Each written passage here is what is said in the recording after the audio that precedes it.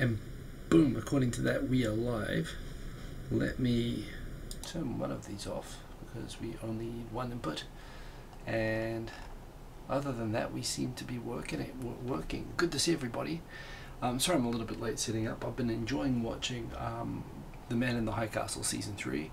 Had a beautiful sunny day here in Tokyo today. It was a hot summer's day following the typhoon, the 25th typhoon this year.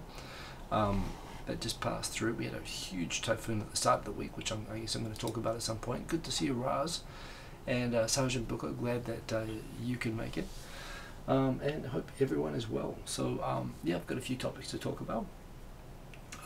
And how are you guys doing?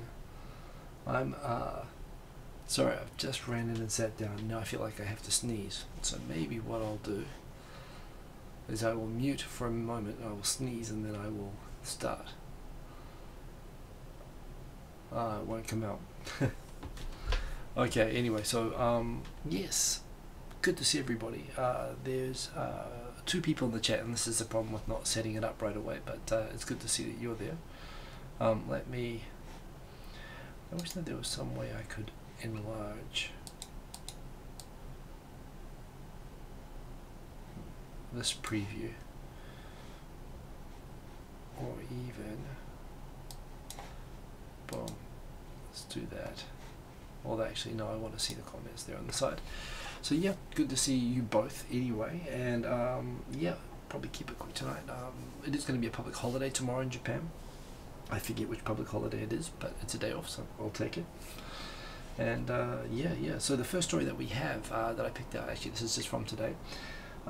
I guess most of you guys will know by now that there is a site called the Rising Wasabi. It's like an onion, except it's made for Japan. And yeah, no, I'm sorry, give me a sec, I'm going to mute.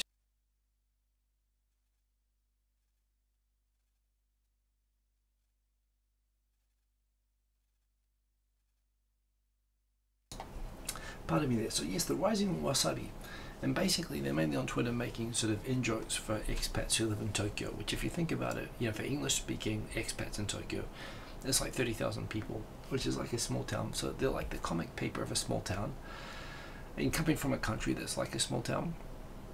Hey, good to see you believe in yourself. Yeah, it works out pretty much like New Zealand humor, which generally is even when it's funny, it's kind of just sort of embarrassing because there's such in-jokes that no one else would sort of get, and half the time they're kind of trying really hard. That said, this is just the truth. That's not even a joke. Thanks to the closing of Tsukiji and the new opening of the new market in Toyosu, indeed, Gaiji no longer have to take visitors to eat raw fish at some ungodly hour, because typically if you go there for the actual watching the tuna auctions and so on, I don't know what the story is with the new market and if you'll be able to do it again, but basically you had to go there at like 4 o'clock in the morning, and I've never done it actually. 20 years in Japan, or 19 years in Japan. So yeah, well, Mr. Cordychep, that's exactly the point. We don't have a sense of humor, and we're embarrassed. The only time that New Zealanders are funny are when they show self-awareness of their lack of funniness. So like, for example, Flight of the Conchords, who are probably, you know, the funniest New Zealanders to escape from New Zealand. And you know, they pitch themselves as being the 4th most popular folk, you know, comedy group in New Zealand. That's kind of self-aware. That's kind of like that's as funny as we get. I mean, Australians and Americans can be instantly funny, and Kiwis just never are. And I find that pretty much how I find the Rising Wasabi. It's occasional. There might be a New Zealander writing it for all I know, because I don't know. I find a lot of it's just kind of groany. But this is true, and about once every 6 months I do actually say something that's funny, and at least for feeling like you can hear a bunch of jokes that at least you understand. So for that, it's pretty cool. Good to see Phoenix 787, boom indeed, welcome, and Quint Rankit, everyone is coming in, and good to see you bringing the boom indeed. So yeah, and Mr. Cordychep, I believe I spotted before, asking if we have a sense of humor. So that is kind of funny-ish. And this, I did a show last night with Victor, which is based upon is it in here? The Shane Dawson drama series on Jake Paul, which is what I'm going to talk about next. But one sec, I have to blow my nose again.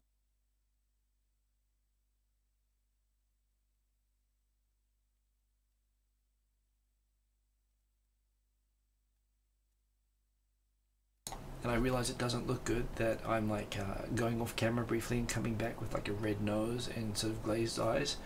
But I assure you, I'm not running lines or anything like that. Well, that says a lot. So I wish y'all still got the tweet tag whenever I like the video. Oh, well, I automate that for myself, so that happens. But oh, I'm glad that you like it. Yeah, so coming back to this, the dark side of Jake Paul, and indeed the dark side of Victor, which was actually a much more insightful and much better, because, you know, so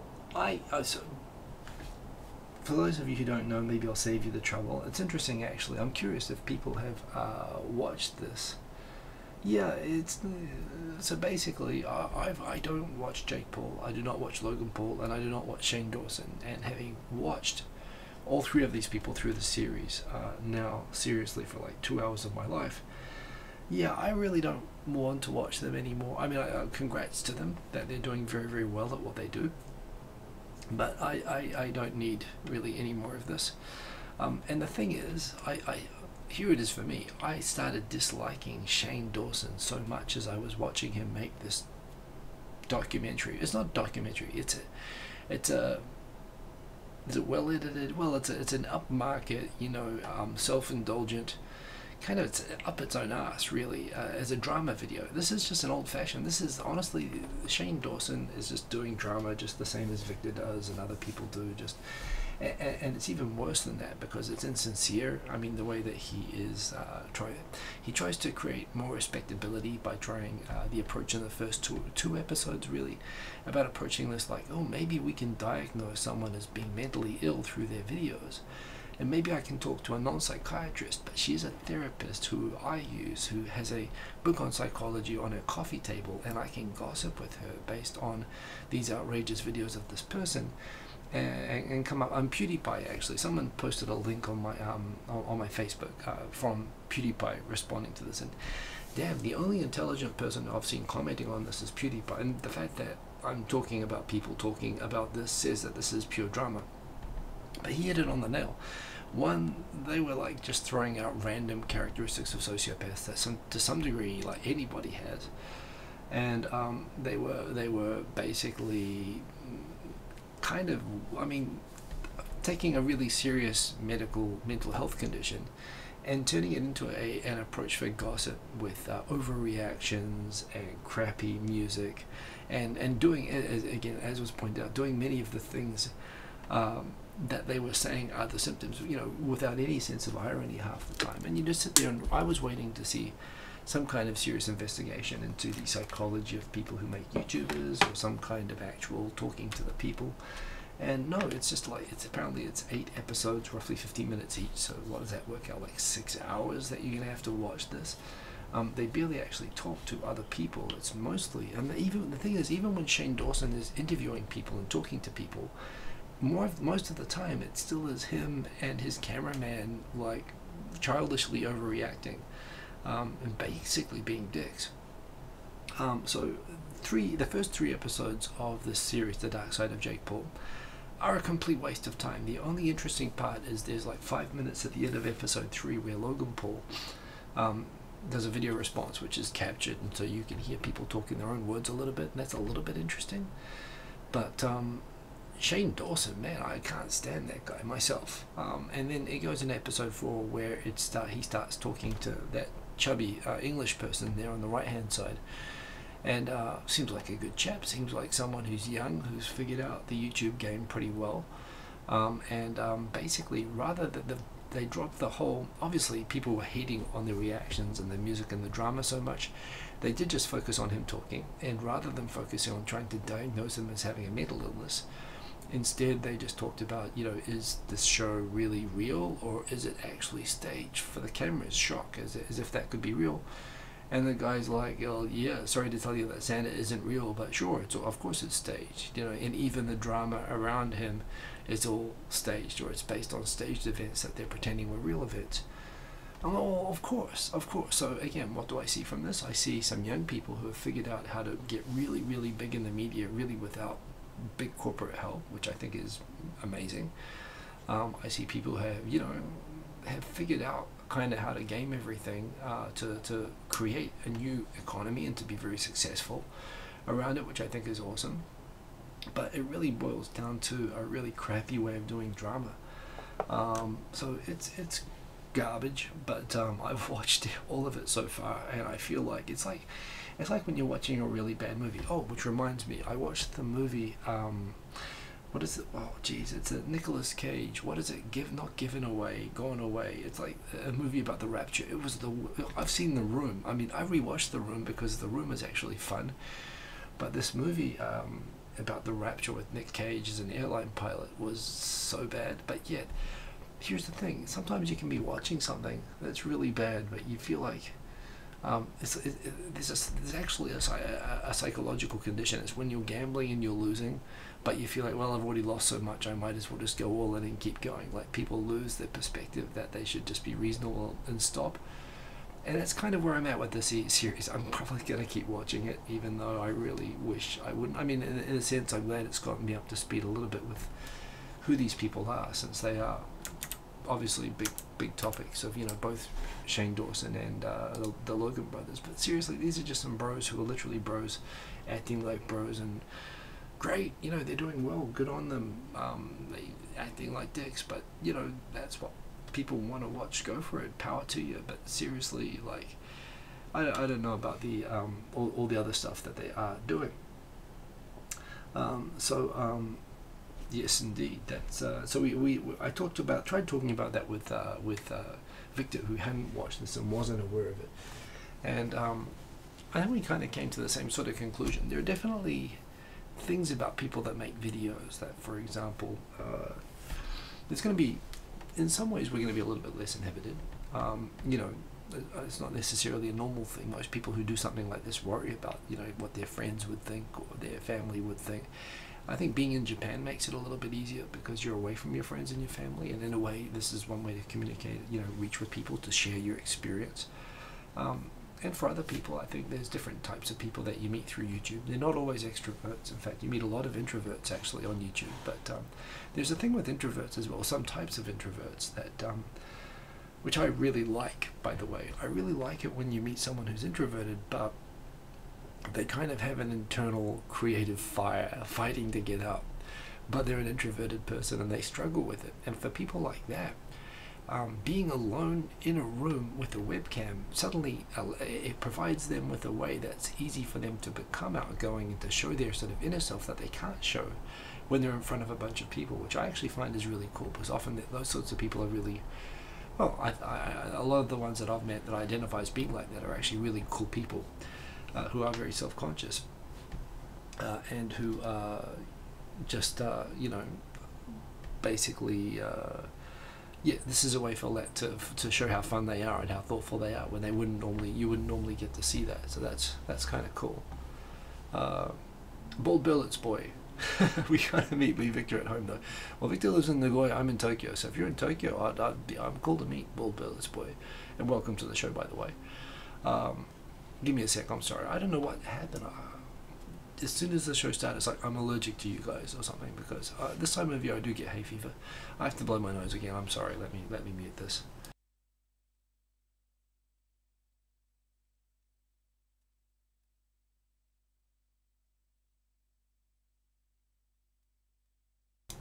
I'm allergic to YouTube. What can I say? So I think there's this cool thing when I meet people, community people, and you get to recognize the different types of people, or what makes people creative, what makes people, have something to share. But yeah, autumn hay fever. I get autumn hay fever, by the way. I've had itchy eyes a little bit lately. It's just starting. And I find that really interesting, and I've seen both really cool people that I really like who do this. I've seen people who are really odd, but who are doing very well. And there is a thing, there are people like the Hikakins and the Megwins and the Jake Pauls who are really successful.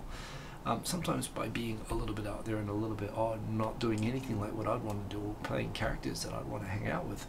But even those guys, I can respect that. They're like a very, very small percentage of people who have figured it out really well, and in my experience, no matter how they act on camera, they're working really, really hard, and they've figured out really good systems for what they do, and I really respect that when I see it. Have I met dicks that do YouTube? Yes, but the funny thing about dickheads is, and genuinely really off people, there are some, and some are even mildly successful, but generally speaking, you can kind of tell. And it has been funny to me. I've seen some channels with some people that I've always felt like were a little, well, two things. One, there's nothing wrong with being a little bit off. I mean, everybody's got something. I think there's no, part of diversity and inclusion is allowing people that are a little bit maladjusted to find a way to fit in, and some people find that here on YouTube. I do remember seeing videos which, for example, to me look a little bit odd, and I met the people and I think they're a little bit off, but I see their videos and their commenters appear to love them. Again, I've heard stories that sometimes they write their own comments, but whatever gets you going. I mean, that's fine genuinely if they actually build audiences, and part of building an audience is just being dedicated to your audience, putting up content like 3 or 4 times a week, responding to comments, making content that people want to see. If you do all of that, then even if you're a bit of a weird person, great. I mean, congratulations, you're doing a better job than me. So there again, of course, there are people all the time trying to gain YouTube, trying to cheat, trying to buy views, trying to do all sorts of stuff, fake thumbnails, all that sort of stuff. And no sympathy for them when they get caught in trouble for that. People who dramas over people writing sort of fake accounts. Again, there are weird people, and sometimes I think it's connected with the way that they're like a little bit disconnected, that they can do funny things like that sometimes. But I don't know. Overall, the series is way overhyped. I don't think that there's something inherently psychologically wrong or sociopathic about most people. I think it's totally, I shared last night. Personally, I can relate to it in the sense that I grew up an army brat. I've said before, this is my 37th house. So I actually slowed down in recent years. I was consistently a house, like moving a different country almost every time as a kid. And that leaves you developing in one of two different ways. You develop a little bit like some of my other family members who would make really close friends and get really upset every time that they moved and find it really psychologically difficult to deal with every time. Or you'd be someone who likes being around new people. When you gotta leave, it's like, hey, see you later, dudes. Maybe see you, maybe won't, but great hanging out. See ya. And is in many ways, as comfortable or even more comfortable, would get excited about the next move, would get excited about the new friends, and is more comfortable in a room of people that they don't know, perhaps, than people that they do know. And that's the way that I came out. And I've met a lot of army brats that kind of have that in common. And again, we kind of give off the same smell or something. You can kind of almost tell when kids have grown up as army brats, because you just become like that. And yeah, I think that's a part of me that I've self-analyzed and I recognize contributes to my ability to do this and other things that I do. And it's just that, I mean, I think I love to gather interesting new experiences and to find out about the new interesting experiences of other people. And I have no inhibition about sharing those with other people. I'm not to the point of being like weird about it, I don't think, but I think that's just the way that that's just the product of the way I was wired up. And it doesn't mean that you'll always turn out like that if you grow up like that, but a lot of people are like that, and certainly I've met a lot of YouTubers like that. So I think these is a characteristic which lends to me being here and doing this and talking to you guys, and why not? That's cool, right? I hope so. Yeah, let's see who's dropped in. I know I haven't kept up with everybody coming in, so I see that Believe in Yourself is there, and he left a greeting. He or she, actually, I'm assuming it's a he, but could indeed be a she. So they left a greeting. Good to see you. Believe in Yourself, James Kelly, boom, good to see you. New Zealanders have a sense of humour, asking Mr. Cordy Chip there. We've got Phoenix 787, I mentioned before. Who else we got in here? I think I mentioned Quint Rankit, good to see you back. We've got the J-Vlog, good to see you.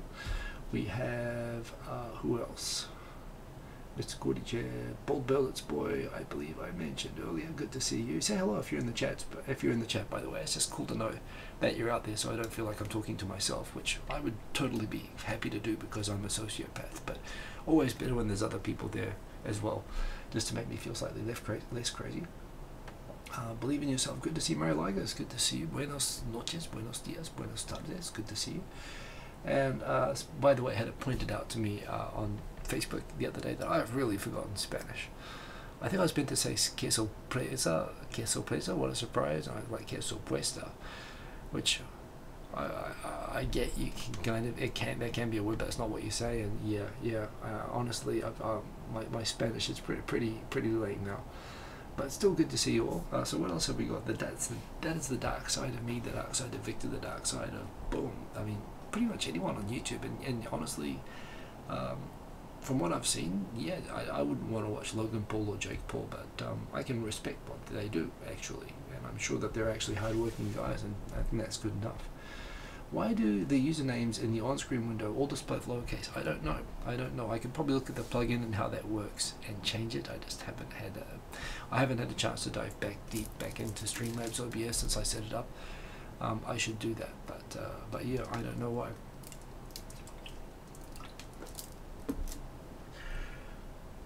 So this is interesting. So this is on NHK. They had boom.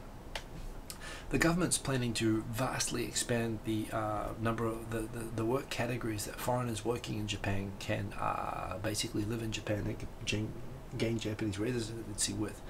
So the Japanese government's looking to really dramatically increase the number of foreigners in Japan. The opposition has raised, we should really be thinking about all the problems associated with this. And I thought to myself, oh dear, this is the normal politicizing immigration. This is what I've always been worried about, talking about gaijin crime and all that sort of stuff. But no, well, granted, these are like the Democrats of Japan. This is the Democratic Constitutional Democracy Party, or the Rikei Minshuto Party, which is more of the left wing, the Liberal Party. And I was wondering what they would say, and actually no, their concern is about the proper provision of infrastructure such as Japanese language learning, social support, all that sort of stuff, just in order to make sure that if we're going to have all these new foreigners, that we can properly accept them into Japanese society and make them productive and accepted. And I was like, wow, that's the best way. That's the way the debate should always happen, and never does. So it's kind of interesting to see. And yeah, again, within this session, probably in the next couple of weeks, we're going to see a detailed law coming in with this, talking about which will basically, we'll find out what the details are, but it's going to make it a lot easier to come to Japan.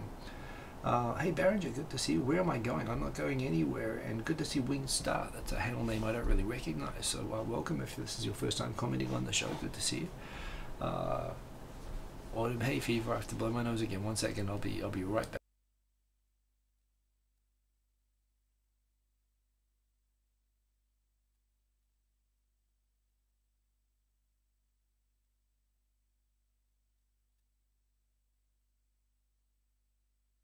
Oh, anyway, so that's some interesting news. What else have we got in here? We have The Man in the High Castle Season 3 is starting. I'm watching it. I'm enjoying it. I'm up to episode 5 at the moment. Sergeant Booker asks, have I read the book? And no, I've not read the book. But I have noticed that actually Amazon Prime is showing a lot of Philip K. Dick books or miniseries, TV shows, movies based on his books. So I don't know if someone there is a fan or whatever and they bought all the rights. But yes, I loved Electric Dreams, which is basically like a kind of a Black Mirror, like a sci-fi series based on short stories done by him. Man in the High Castle as well. I'm interested. So yeah, I seem to quite like his stuff, so I guess I should read it. Mr. Cordy Chip asking about the rugby last night. I stayed up to 2:30 in the morning watching that. New Zealand was down 30 points to 13, which would require 3 tries, 3 touchdowns with like 10 minutes left to go. And the game was beyond reach from what I could take. We were playing at high altitude in South Africa. I've seen Blade Runner, of course, couldn't rank it.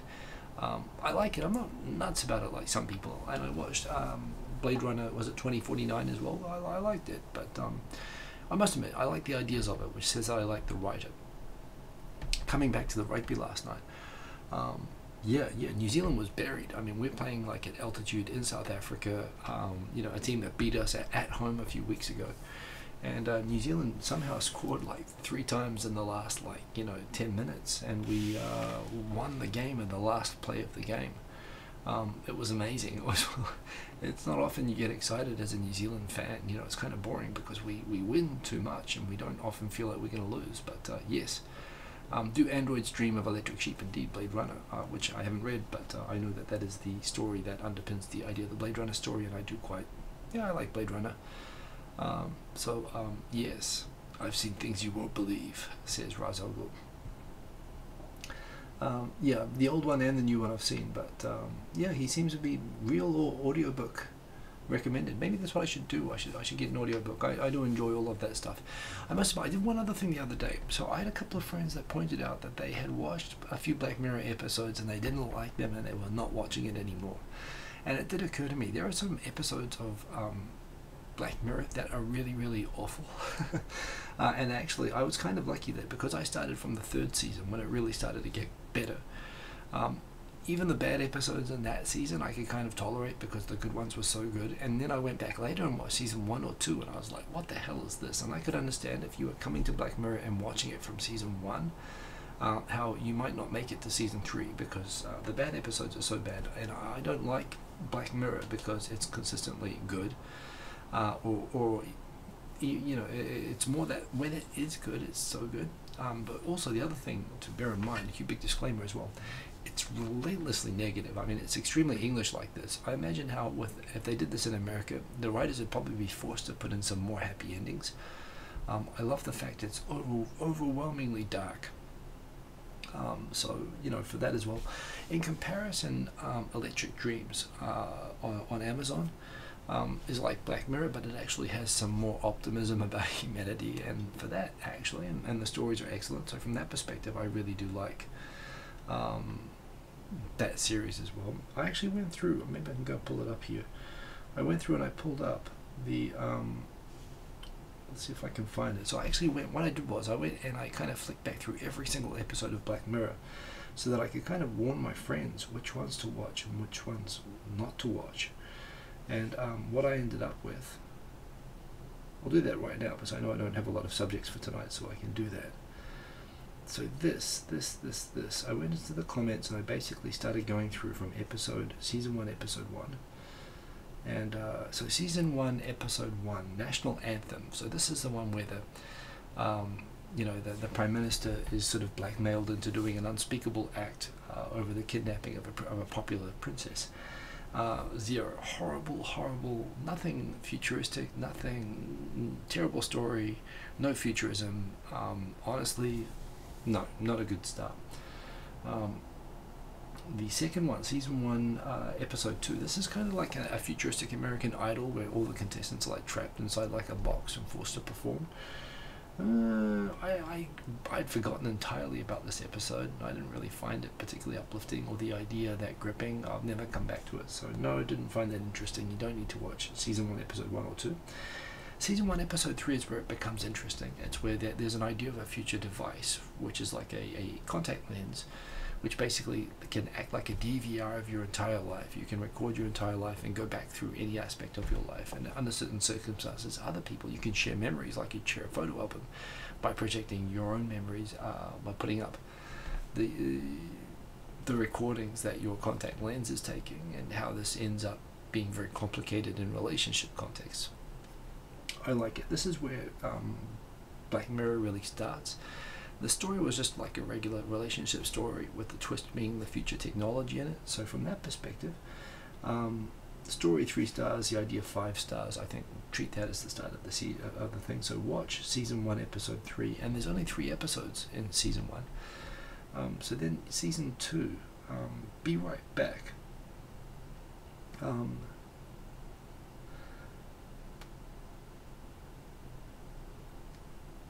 Now this is the one where trauma can be impacted by technology. I'm trying to remember. So this is the one where they could turn off. No, I remember this one. So this is an episode basically where a woman has a boyfriend or husband suddenly die in an accident and is able to download their digital conscious and put it into like Altered Carbon, basically have a boyfriend version of that. Again, not real. Well, it is basically the idea of Altered Carbon, that series, and how creepy it would be being around your dead spouse, a simulation of your dead spouse's consciousness. Kind of interesting. Again, I'd forgotten about it. It was hard to remember that one. So that was kind of like, it's kind of meh. White Bear. This is like a future prison idea, and I found it a bit creepy and not really very inspiring, so you can kind of skip that. The Waldo moment I didn't like. This is getting into sort of politics, but it's basically the idea of a cartoon mocking character becoming like an actual serious political candidate, and all the dangers of that. Again, not so interesting. So really the only good episodes so far are the final one of season 1, episode 3 of season 1, and episode 1 of season 2. But then the next one that I'd say watch is White Christmas, which is like a Christmas special of season 2 episode 4. This is with that guy from Mad Men. It's a like 2-hour special with 3 mini stories in it, and they've got this idea of a downloaded digital human consciousness in a little egg that they call a cookie, and this idea of what happens when you have a fully self-aware human consciousness in a copied digital form, and you can manipulate that consciousness's perception of time to trick them, to torture them. What about the ethics of that, specifically when it's misused or whatever, as well as a bunch of other sort of technology things. Really thought-provoking, an idea I've come back to so many times. So stories, some better than others, but 4 stars for the stories, 5 stars for the ideas. And then season 3 gets really, really good. A D's Nuts episode. I don't know about that one, but yes. So coming down, Nosedive. This is the one where society's basically everybody's measured by their like Instagram type rating, basically by how many likes they get and how popular they are. And imagine it's kind of a dystopian society where everyone's trying to maintain high popularity ratings with everybody else. Brilliantly done. Obviously very high budgets. Again, the super cringy story and super cringy technology, but plausible and thought-provoking and memorable. So 4 stars for the story and 4 stars for the idea. Playtest, I totally forgot about this, but it's the idea of a Japanese horror game simulation based on like neural implants to simulate the horror thing, which in itself becomes a kind of a horror story, kind of interesting but kind of not that memorable. So Shut Up and Dance, this is another really horrible one, basically about someone just being straight up catfished into doing blackmailed into doing a whole lot of criminal stuff. Kind of horrible, although again this really upset a lot of people. I didn't like it very much. Season 3 episode 4, San Junipero. This is basically a simulated 1980s world that people basically who are like trapped in their own bodies or elderly people can visit and have drive. It's kind of disorienting, but it's a fantastic idea. The story is a little bit weak, but the technology idea is really, really great. Men Against Fire, the idea of future soldiers having altered perception in order to be better soldiers. Compelling, come back to it, very dark, but it's a great idea. 9 out of 10 for that. Hated in the Nation. I didn't like this very much. I didn't like this story. The idea of little bees that could be used to assassinate people is kind of interesting and scary. When I went back and I went through all of these, hey Mogberry Pie, good to see you. Season 4, episode 1, USS Callister. I think this is the best one of the whole lot of Black Mirror. 4.5 stars for the story. 5 stars. What I love about it is this idea of the hero of the story. Well, and this happens in multiple cases, but the hero of the story is a trapped copy of a digital human consciousness. So, and basically that in order to like escape from the trap they're in, it's the only episode that has a happy ending, but it requires the digital consciousness to figure out ways to manipulate their own biological consciousness and some other people with really harsh consequences for those people. So, super interesting episode, really well executed, extremely dark, but really, Callister is brilliant actually, it's very, very deep, I really like it. Archangel, the idea of, parenting, spying on your kids going too far, again, kind of interesting idea, but not executed very well.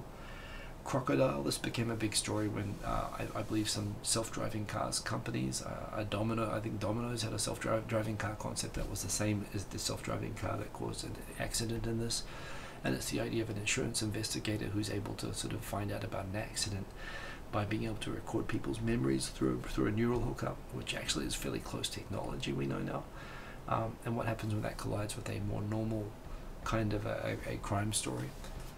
Interesting. Hang the DJ. Oh yeah, This is this is another interesting one. I guess the ideas that I find the most interesting from Black Mirror are copy digital consciousness ones. I wonder what would happen if we could exist in a digital space, and again, what if they can make lots of copies of us, um, and um, and basically, use that for simulations, uh, yeah, really interesting idea. I actually really like this story, and the story here is actually, again, a happy ending now that I think about it, although it's about a digital consciousness. Only the digital consciousnesses have happy endings, but that's because I guess they got such a hard time at the end of season 2.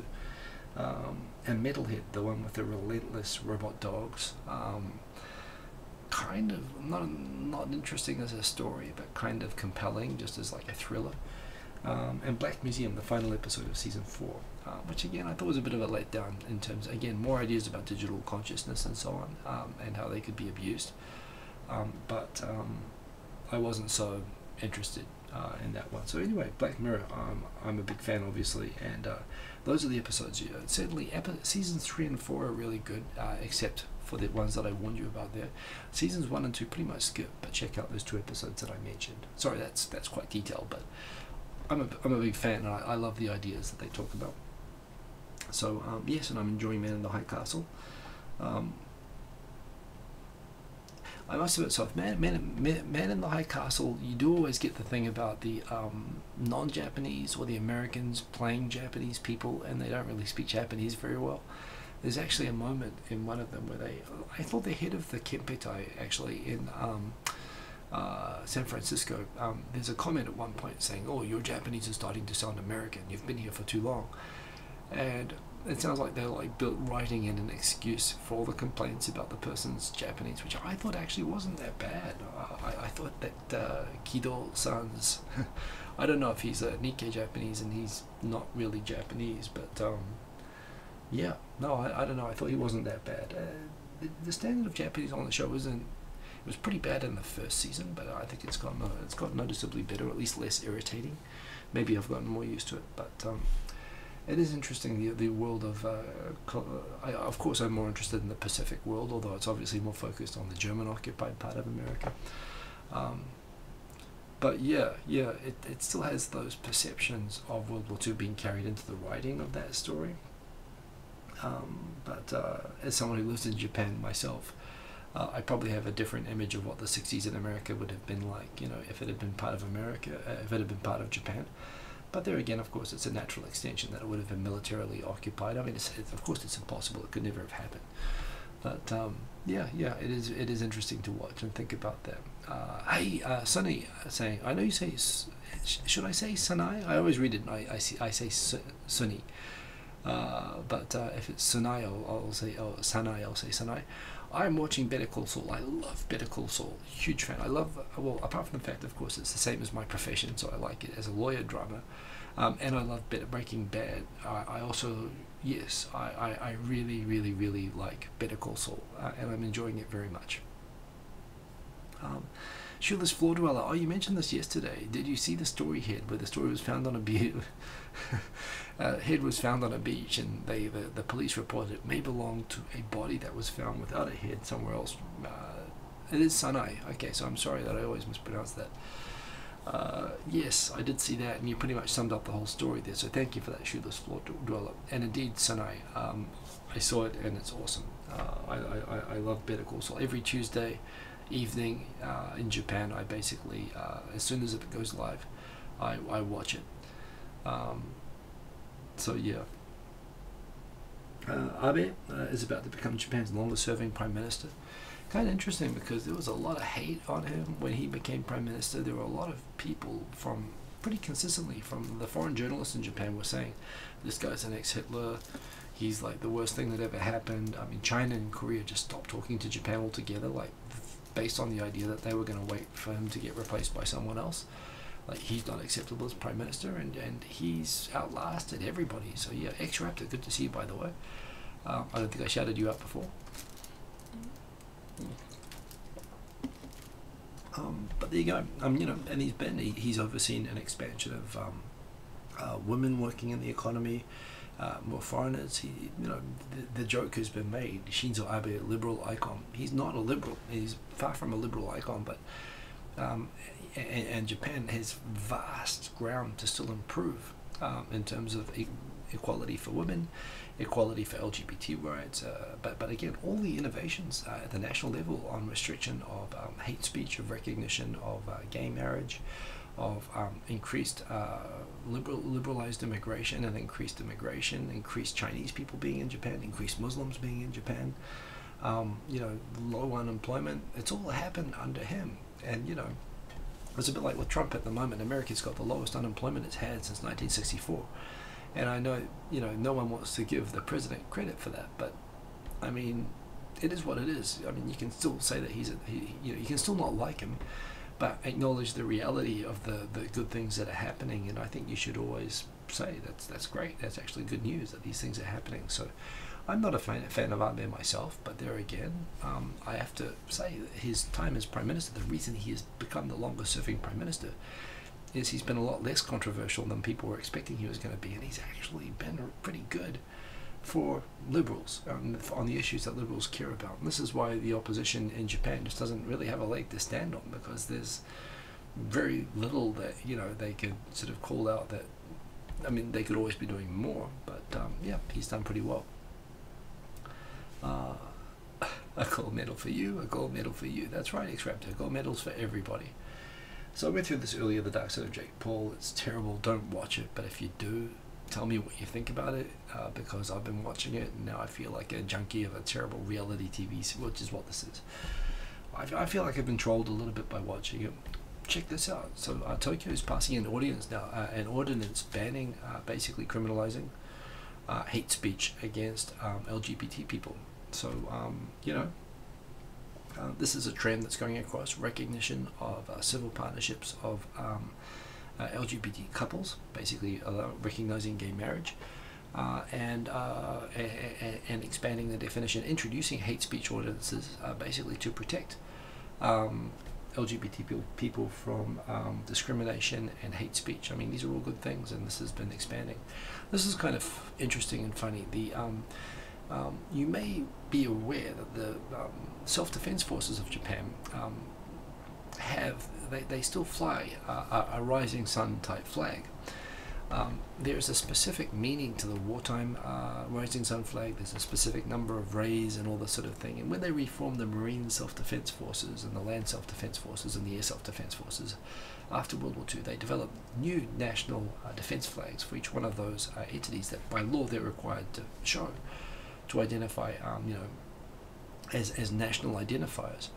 They modified the rising sun flags to have a different number of rays, but of course it still looks like a rising sun flag. And for whatever reason, there's been a lot of this sort of pop nationalism in Korea lately, where 70 years later, this has been around for a long time, but Korea's really only expressing extreme displeasure and outrage at the rising sun flag really in the last 20 years. So, it used to be people would take it to like sports events or, whatever, and it wouldn't get so called out. But lately it's kind of become like it's been something that has been, Korea started to call out. And there was recently an international naval military exercise, like a big sort of multinational exercise being carried out in Korea. And some critics basically said to the government, we have to stop the Japanese flying these flags because, they look like the wartime flag and they're extremely offensive to Korean people. So we have to demand that when the Japanese Marine Self-Defense Forces participate in this international exercise, that they not fly the flag on their ships, which looks like that. So they made this demand to the Japanese government that the Japanese Marine Self-Defense Force ships all take down their flags while they participate in these exercises. The Marine Self-Defense Forces said, well, it's required by law. This is our flag. We've been using it for 60 years. If you're saying that we can't fly our national flag on our warships, we can't participate. So they pulled out. So when they pulled out of the exercises, basically Korea went nuts and said, hey, you didn't have to pull out of the exercises. You guys are totally overreacting. It's extremely regrettable that Japan would do an outrageous act like not participate over a small thing like not being able to put their flags on their ships.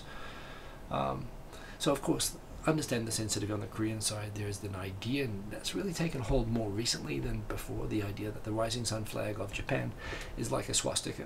It's like a Nazi flag. Yes and no. It was a national flag. The Nazi flag was never a national flag of Germany. It was a political flag.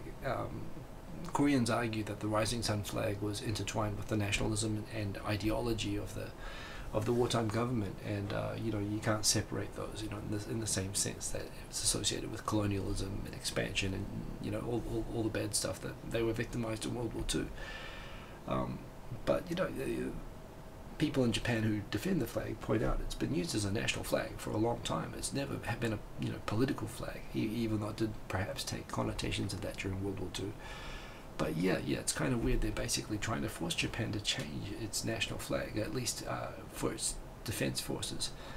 I mean, superficially speaking, again, my grandfather fought against Japan, and my other grandfather on my in-law side fought for Japan.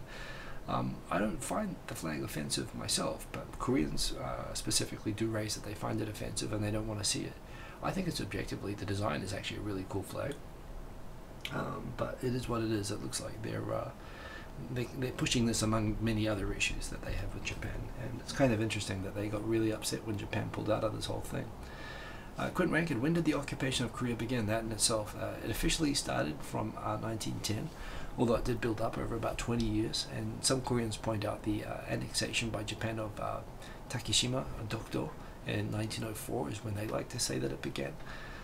But the actual annexation of the mainland, or the Anschluss, as it was, the integration of Korea with metropolitan Japan, Koreans could vote in Japan. They had full rights as Japanese citizens when they were integrated. Happened in 1910. For them it was colonization. At that time, Korea was in a weakened state. It was being, kind of subjugated by Russia, China, and Japan at the same time, and Japan wanting to secure its own, figuring it was strategic and it didn't want the Russians coming in. That was their excuse. They decided to basically take over Korea, and Korea wasn't in a position to push back, and people pointed out there was never a legitimate government. It was basically forced upon Korea. Japan did unilaterally annex it, and that was a colonial act, and it lasted for 35 years, and they're going to be hearing about it for the next 1,000 years. Lesson of the story: don't colonize any country, but especially don't colonize Korea, because they'll never let you forget. Which, yes, lesson. I think right now the last country in the world that Japan now would ever want to recolonize would be Korea. So well done. So yes, that's the hate speech order that's getting passed. That was good news. There was these crazy phone alarms. The national alarm system went off at midnight the other night. It was a false alarm, kind of. It was predicted as being an overly large earthquake that was going to happen in Chiba. As a magnitude 7, it ended up being like a magnitude 4. The thing about how the system works, I mentioned this on Facebook. One of the companies I used to work at developed the system, the early warning system.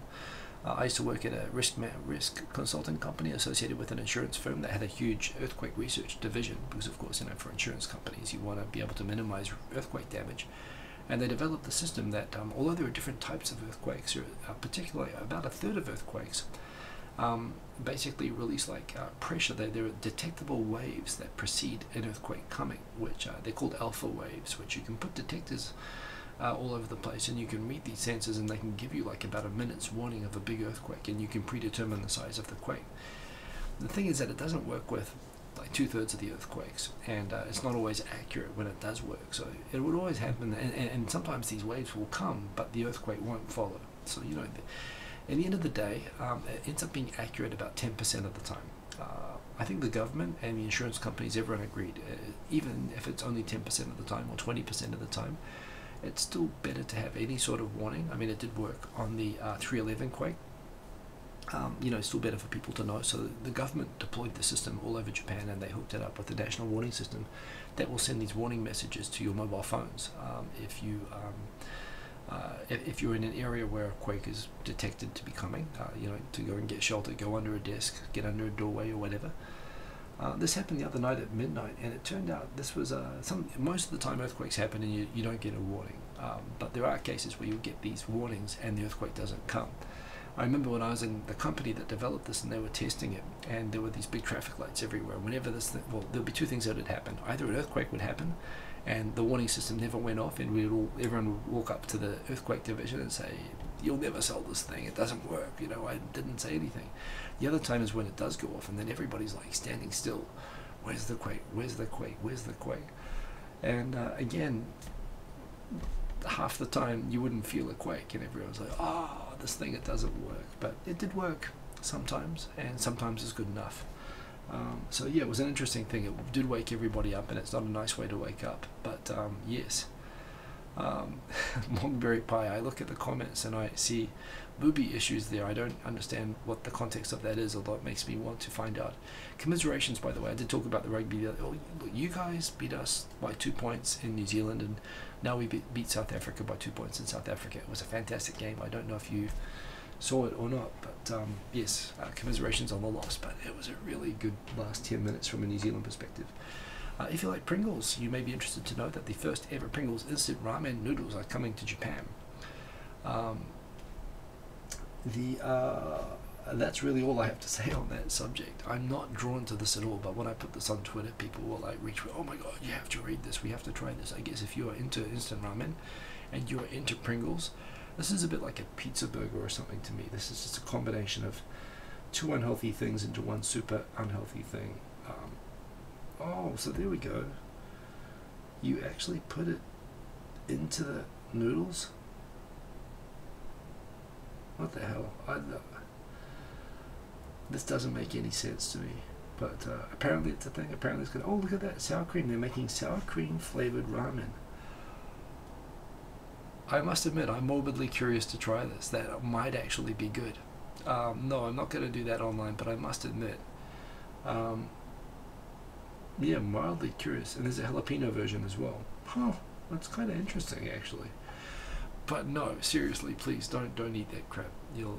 I want you guys to stay alive so that I can maintain the number of viewers. I mean, you know, like each one of you represents like 3% of my views. You know, it's important that you all remain healthy so that I feel validated on this show. So please don't eat too much food like this. You guys are like a Nielsen point, right? You know, it's like. So yes, there was a story this week, you may recall, maybe you won't recall, maybe I haven't brought this up, but there was a story about a woman who was elected into the Kumamoto West Kyushu. Kyushu known for being probably the most male-dominated, old-fashioned samurai sort of part of Japan, and Kumamoto within that being particularly conservative and old-fashioned. And when a woman was elected into the Kumamoto city, council, basically, into the parliament that they have for that prefecture, this woman with her child was elected there, and she was basically a bit of a, she wasn't allowed to bring her kid in, and the people were complaining, and she sort of stood up about that and said, you want women, you complain about women taking leave, well, she wants to work, let her bring her kid in, make it more friendly for women to work there. And she drew a lot of attention to herself over it, but lots of people sort of rallied behind, and Abe is doing this big thing about, getting more women working. So basically this woman kind of won the fight and was able to sit and was surrounded by all these old men that hated her presence. And basically she's been really consistently bullied ever since, basically.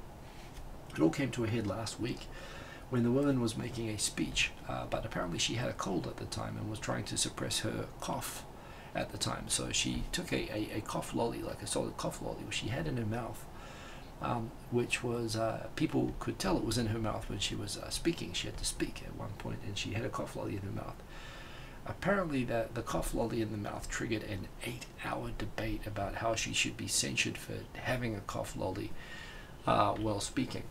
Clearly it's just bullying of this woman and trying to make her want to quit. Really horrible. And you see, Kumamoto's image has really gone up with like Kumamon and with all the tourism. I've been to Kumamoto a couple of times now, like just because my son loves Kumamon so much. I really hope that Kumamon goes in and starts cracking heads among those old men that are basically just bullying this woman for being a mum. I mean, it's horrible.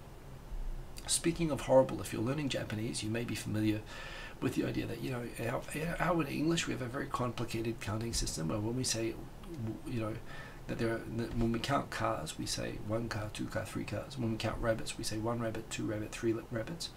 When we say deer, we say 1 deer, 2 deer, 3 deer. But in Japanese, they actually change the way that you say the number as well as the word after. So, and because of that, you have to remember basically, Ftababit rabbits, one my paper, one bon pencil. You have to put all these suffixes on, which are not exactly matching the thing that it is. They're like flat things, round things, and they've got 350 different types of categorizations of things, which often you have to guess. There's a cheating way around it. You can use a generic counter, like saying ko or tsu, on the end of a counter, and it'll work with mostly anything, or you can get away with kind of faking it, even if it's a little bit wrong. But probably second to kanji in terms of difficult things to learn in Japanese, maybe third actually to kanji keigo, is the third most difficult thing about Japanese is accurately remembering counters. And it is hilarious that Japanese suck at remembering these themselves because there are so many of them. So yeah, particularly the most interesting one of these that I ever found is the counter for birds, wa. And there's this whole story about wa. You count basically any birds, like chickens, flying birds, or whatever, wa, wa, wa. And apparently, but it also extends to rabbits. You count rabbits the same way as birds, wa. And so there was this thing apparently when Japan was like hardcore Buddhist, and it was basically prohibited to eat four-legged animals, so animals that would be like a to or a hiki or whatever, that you would count. You were not allowed to eat. It was under the Buddhist rules of the time. However, you were allowed to eat birds. So this kind of idea, you could eat there are a lot of vegetarians that say, I'm vegetarian but I do eat chicken, and I do eat fish. That's like Japanese kind of Buddhist era of diet. But the problem was in some parts of Japan, they would have these famines so often that they kind of carved out an exception that they allowed people to eat rabbits for protein if there were like food shortages. And so because it was categorized as like an exception to the red meat four-legged animal rule, they counted it as birds, as a wa, instead of a to, instead of as a to reflect the fact that they would treat it for the religious codification as being like a bird, which is kind of crazy. But yes, it's too hard. Do Tibetan Buddhists eat meat? I guess they should eat meat because it's pretty hard. I mean, in Tibet, the whole thing about having those sky burials and stuff is that they can't even dig graves. The ground is so rocky a lot of the time, so that actually makes sense. But in Japan, the Zen sects of Buddhism were really tough on not wanting to let people eat that type of thing. There was a movie being made starring Jango Fett from Star Wars, Temuera Morrison, otherwise known most famously in New Zealand as Dr. Ropata or Jake the Muss. He is, I guess, going to be playing Goromaru perhaps, and I think that Sam Neill from Jurassic Park, another New Zealander, is going to be playing probably Eddie Jones, who's half Japanese, so it's kind of whitewashing if you think about it. But apparently they've cast, and they're going to be making a movie about the amazing game in the last Rugby World Cup, 2015, in Brighton, where Japan beat South Africa, which is basically, you would have said this game, like even 5 or 6 years before, it should have been a game that Japan would have lost by more than 100 points. And it's probably the most amazing upset in rugby history, this game where Japan beat South Africa, and they're making a movie out of it. And as a rugby fan, this makes me happy. Sam Neill is not from South Africa. Shut up. Seriously? I'm going to look that up though. I've seen a documentary about Sam Neill and it didn't mention that he was from South Africa. He's a New Zealander. Born. Where was he born? Omagh. Was he born in Ireland?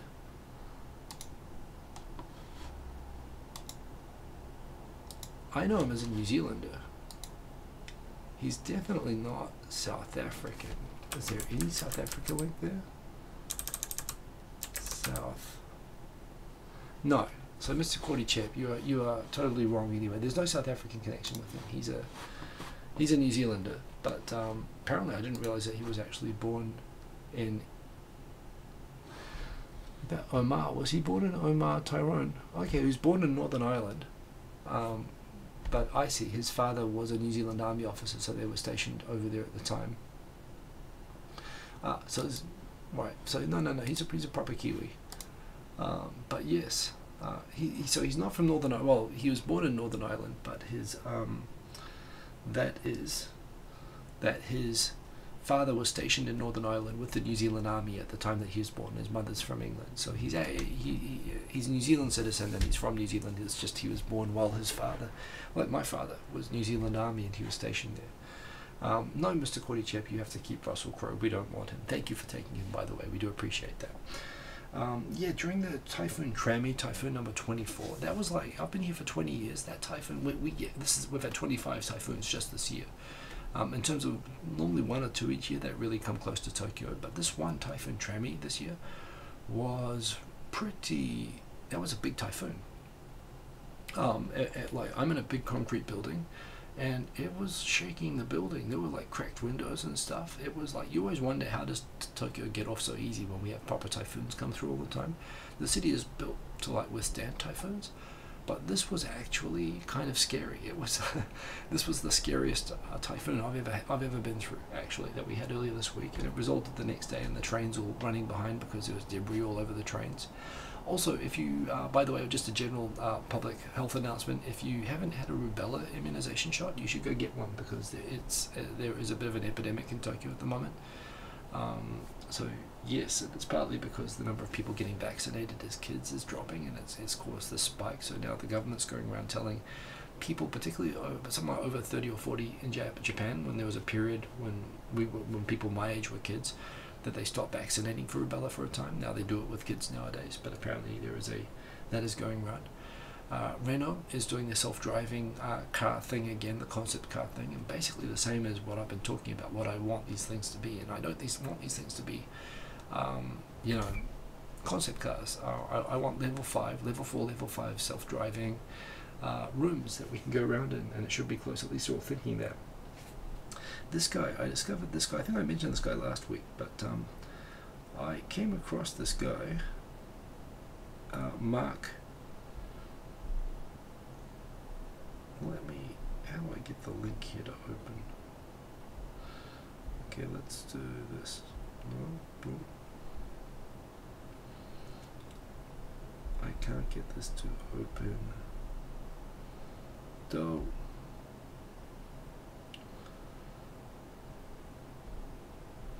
Well, in any case, this guy's really cool. He does what I would love to do on the show, which is that basically he is very good at making these improvised. I just realized that is. Sorry, I realized that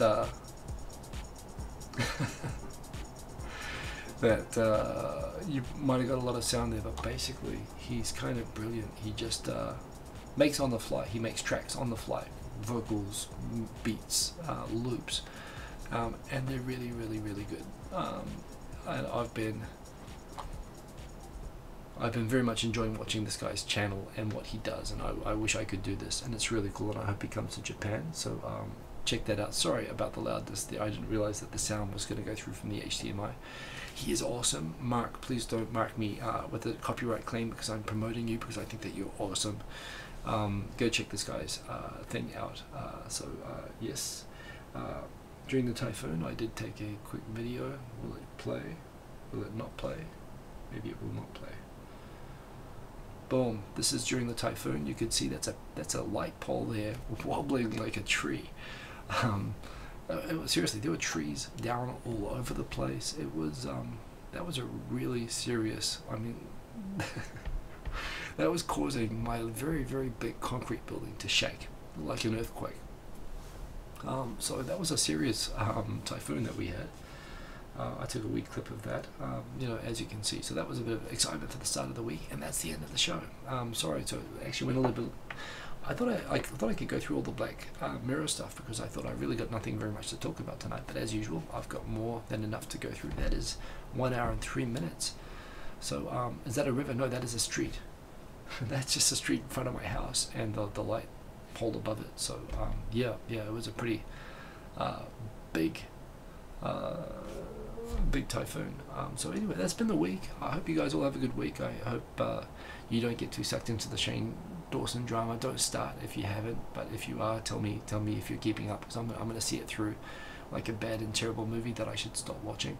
I am watching Better Call Saul. I'm going to go back to watching The Man in the High Castle. But yes, public holiday in Japan tomorrow, so enjoy that if you're here. And everybody have an excellent week. Take care of yourselves. We'll see you back again soon. Victor and I will probably go back to doing some more ad hoc 2.5 voyages like last night because it's fun. And keep cool till after school, Kaikite. I know, it's good to see you guys. Have a good week, everybody, and peace. Boom.